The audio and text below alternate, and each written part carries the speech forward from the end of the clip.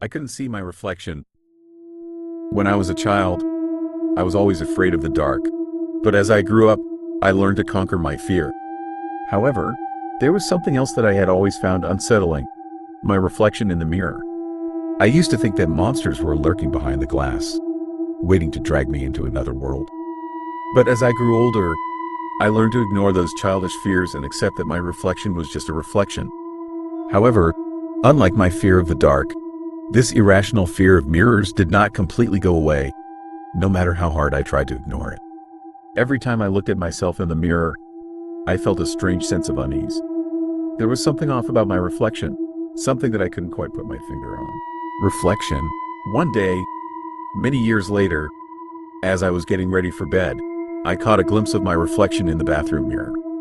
I stared into my own eyes, and that's when I noticed it. My reflection's eyes were bright blue. I blinked, thinking it was just a trick of the light.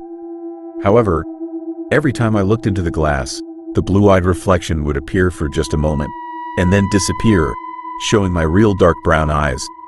The blue-eyed reflection started appearing more frequently until it remained every time I looked at myself.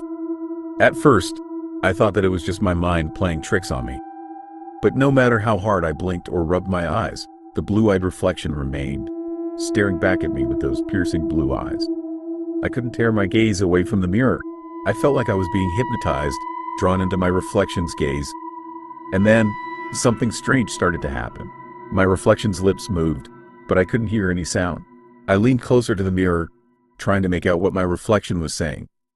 And that's when I heard it. A voice, faint and distant, whispering my name. I stumbled back, feeling like I had been punched in the gut. I couldn't believe what I was seeing. My reflection was talking to me. And it wasn't just a hallucination or a dream.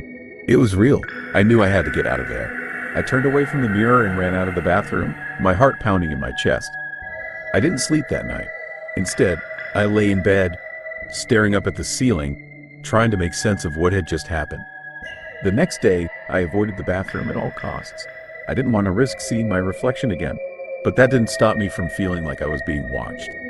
Every time I passed a mirror or a window, I felt like someone was staring back at me. Days turned into weeks, and my fear only grew. I couldn't escape the feeling that my reflection was alive, somehow, and that it was watching my every move.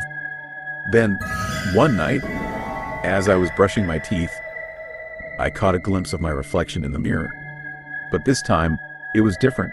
My reflection wasn't just staring back at me with those bright blue eyes. It was smiling, unlike me. I screamed and stumbled back, knocking over my toothbrush holder. As I scrambled to pick up the scattered toothbrushes and tubes of toothpaste, I heard a faint voice whispering in my ear. "Come back and play, Jennifer. Come back and play." From that day on, I never looked at my reflection again. I covered all the mirrors in my house with blankets and sheets, and even avoided walking past store windows. I knew that my reflection was waiting for me, biding its time until it could lure me back into its grasp. And sometimes, when I was lying in bed at night, I could hear that faint voice calling out to me, "Come back and play, Jennifer. Come back and play."